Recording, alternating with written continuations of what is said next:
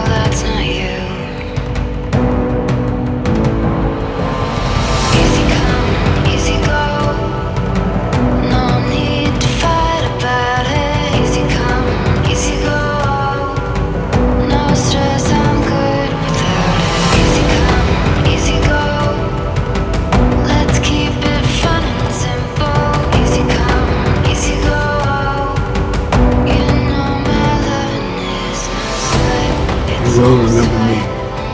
Dead. It's not the end. It's more of a stepping off point. As you can see, You reach out with both hands and vast and segment. They lead you into the green veldt where you can run forever.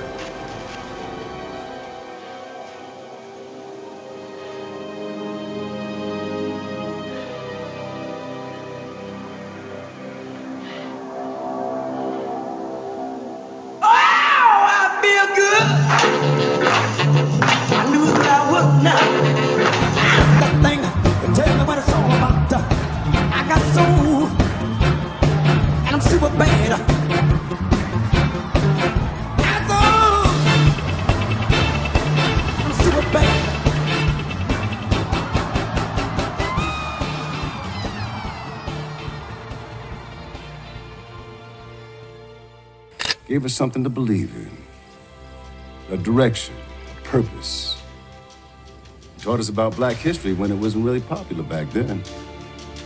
Schooled us about drinking that anti-commie Kool-Aid they were selling. War is about money.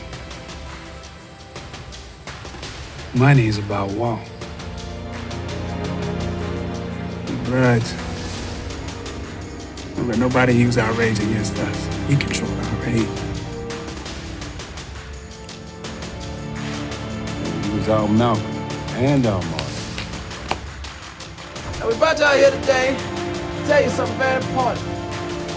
I want you all to know that you can do anything you want in life. But nobody tell you any different, understand? Yes. Everything that you fought for was not for yourself. It was for those that come after. An offering from a sage and a king is more than silver and gold. It is a seed of hope, a bud of faith. There is no Black Panther without Denzel Washington. Savor the taste of your triumphs today. Don't just swallow the moment whole without digesting what has actually happened here.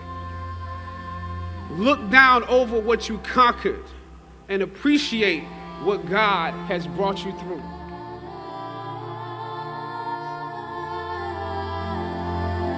So now, let he who has watered be watered. Let he who has given be given too. It is an honor to now know you, to learn from you, and join in this work with you. May God bless you exceedingly and abundantly more in what's in store than he ever has before. God bless you. You're so pretty. So beautiful. When completing a long climb, one first experiences dizziness, disorientation, and shortness of breath due to the high altitude. But once you become accustomed to the climb, your mind opens up to the tranquility of the triumph. Oftentimes, the mind is flooded with realizations that were for some reason harder to come to when you were at a lower elevation. At this moment, most of you need some realizations because right now you have some big decisions to make. Right now, I urge you, in your breath, in your eyes, in your consciousness. Invest in the importance of this moment and cherish it. Many of you will leave Howard and enter systems and institutions that have a history of discrimination and marginalization. The fact that you have struggled with this university that you love is a sign that you can use your education to improve the world that you are entering. I was on a roll when I entered the system of entertainment, theater, television, and film. In my first New York audition for a professional play, I landed the lead role. From that play, I got my first agent. From that agent, I got an on-screen audition. It was a soap opera. It wasn't Third Watch. It was a soap opera on a major network. The lady says and stay out my business. I scored that role too. I felt like Mike Tyson when he first came on the scene, knocking out opponents in the first round. With this soap opera gig, I was already promised to make 6 figures, more money than I had ever seen. I was feeling myself. But once I got the first script, and with soap operas, you very often get the script the night before and you shoot the whole episode in one day with little to no time to prepare. Once I saw the role I was playing, I found myself conflicted. The role wasn't necessarily stereotypical. A young man in his formative years with a violent streak pulled into the allure of gang involvement. That's somebody's real story. Never judge the characters you play. That's what we were always taught. That's the first rule of acting. And any role played honestly can be empowering. But I was conflicted because this role seemed to be wrapped up in assumptions about us as black folk. The writing failed to search for specificity. Plus, there was barely a glimpse of positivity or talent in the character, barely a glimpse of hope. I would have to make something out of nothing. I was conflicted. Howard had instilled in me a certain amount of pride, and for my taste, this role didn't live up to those standards. It was just my luck that after filming the first 2 episodes, execs of the show called me into their offices and told me how happy they were with my performance. They wanted me to be around for a long time. They said, if there was anything that I needed, just let them know. That was my opening. I decided to ask them some simple questions about the background of my character, questions that I felt were pertinent to the plot. Question number 1, where's my father?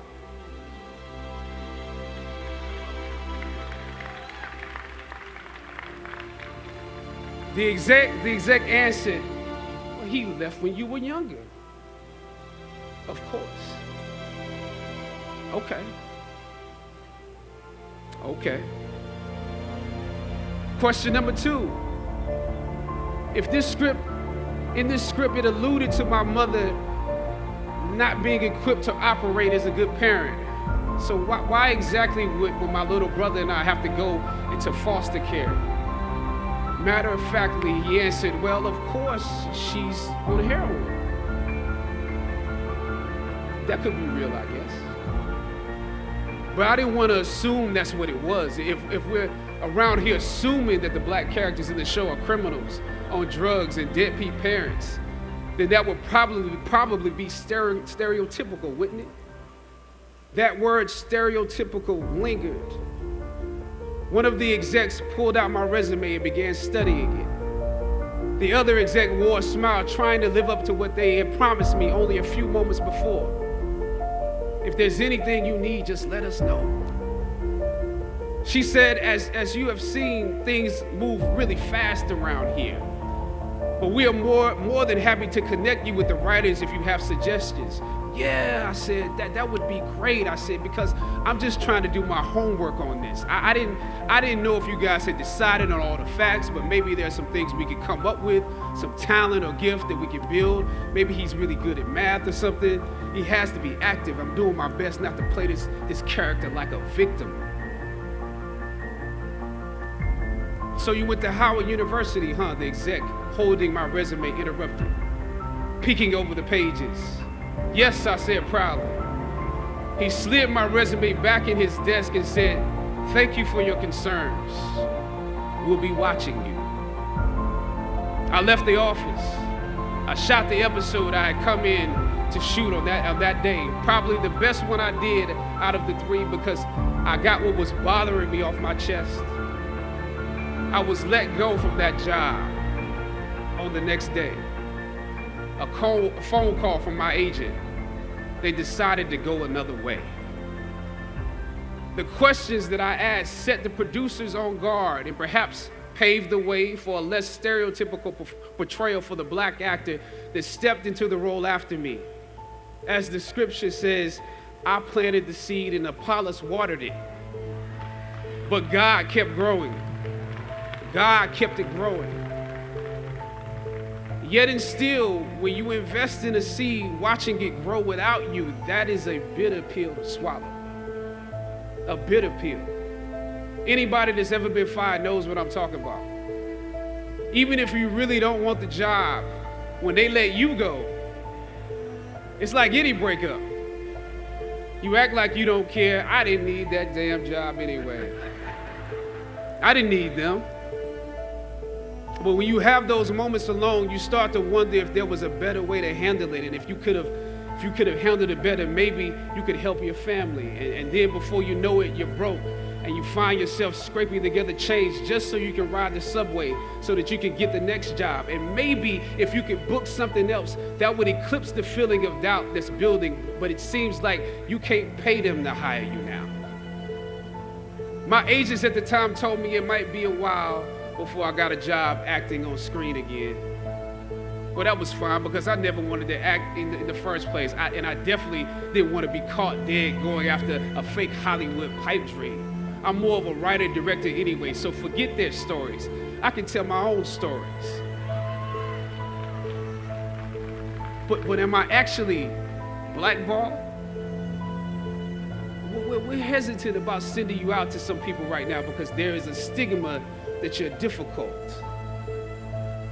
As conflicted as I was before I lost the job, as adamant as I was about the need to speak truth to power, I found myself even more conflicted afterwards. I stand here today knowing that my Howard University education prepared me to play Jackie Robinson, James Brown, Thurgood Marshall, and T'Challa. But what do you do when the principles and standards that were instilled in you here at Howard close the doors in front of you? Sometimes you need to get knocked down before you can really figure out what your fight is and how you need to fight it.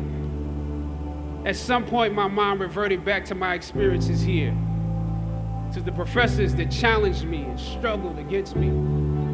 Professor Roberts Williams, Doc Singleton, George Epstein, to name a few, the ones that would fail you out of the goodness of their hearts.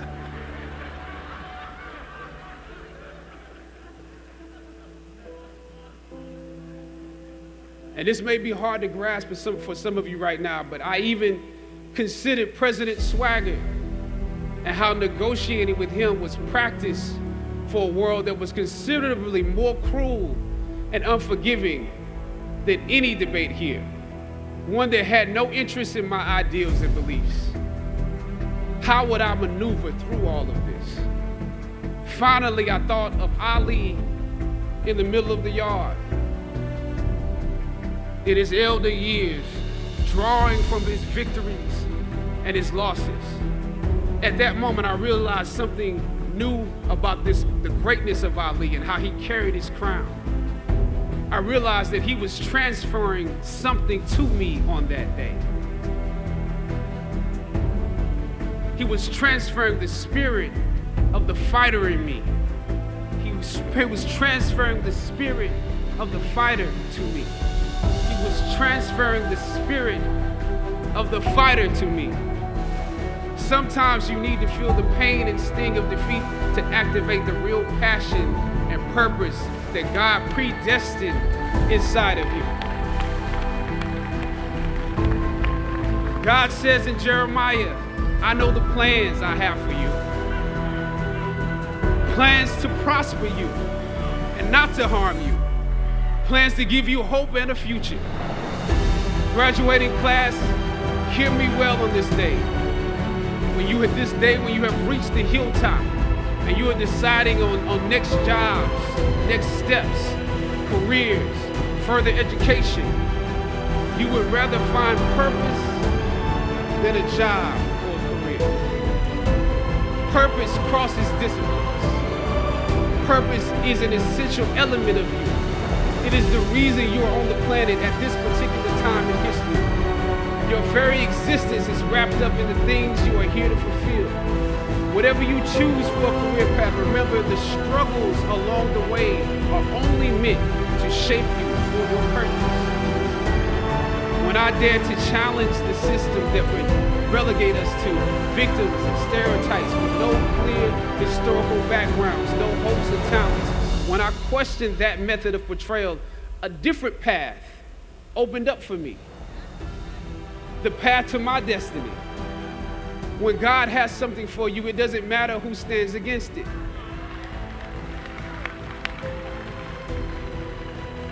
God will move someone that's holding you back away from a door and put someone there who will open it for you. If it's meant for you,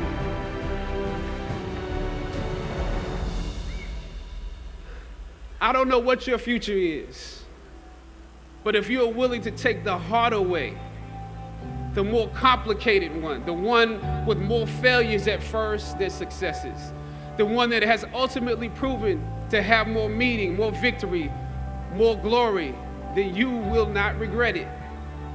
Now, this is your time.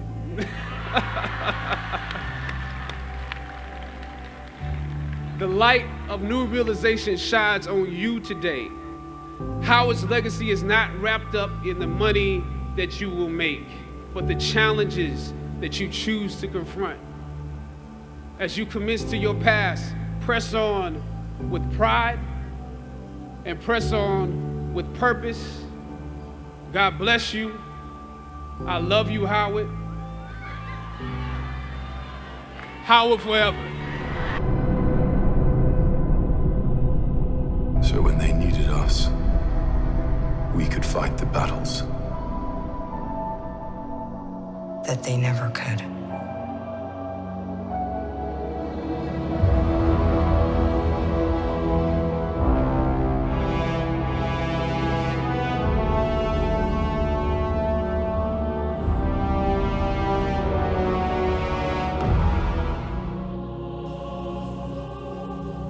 Oh, don't go and talk about my father. God is my friend. Jesus is my friend.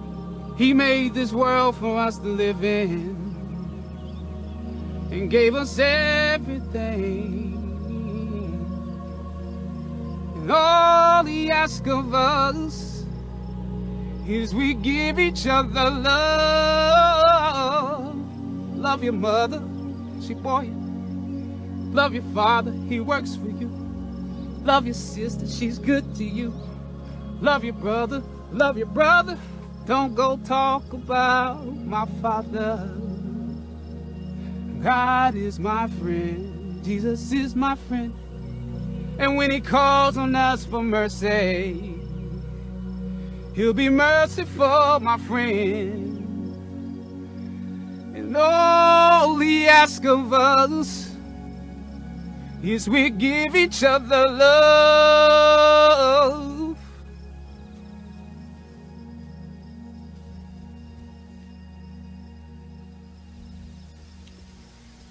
God is love.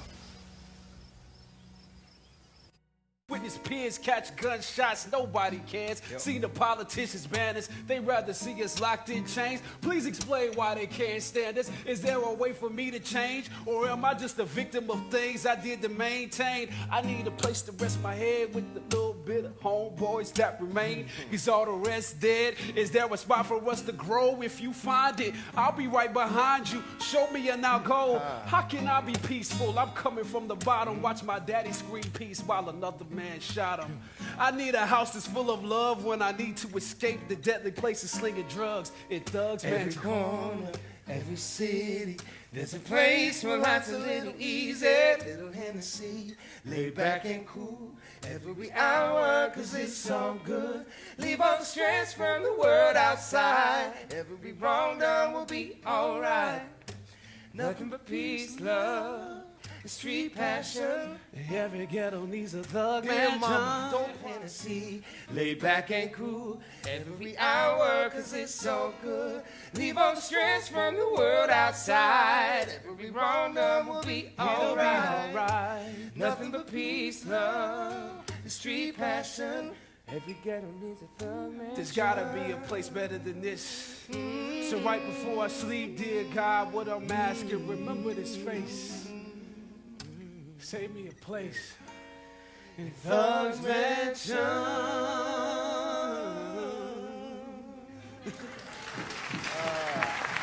Let's talk about you. I don't know if you know this, but you also broke the internet this morning with another film, Avengers Endgame. I was like, what are you talking about? Did I scare you for a second? I haven't even looked at my phone. What are you talking about? But people are like ready to see this movie. They're buying the tickets. It's nuts. I mean, how does that feel to know that they love this film so much? It's great, but I'm dead. So I can't answer any questions about that. Oh, okay. So you don't want to give us a spoiler or anything like that? I'm dead. What about Black Panther 2? Anything? I'm dead. No, we're not ready for you to be dead, Chadwick. But I am. This is no place to die.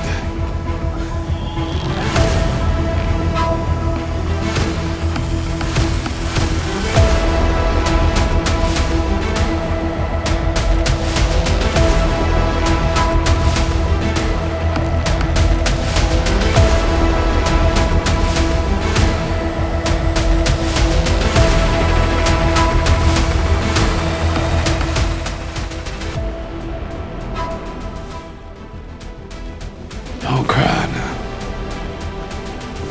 Don't do it. Ain't nothing to cry about.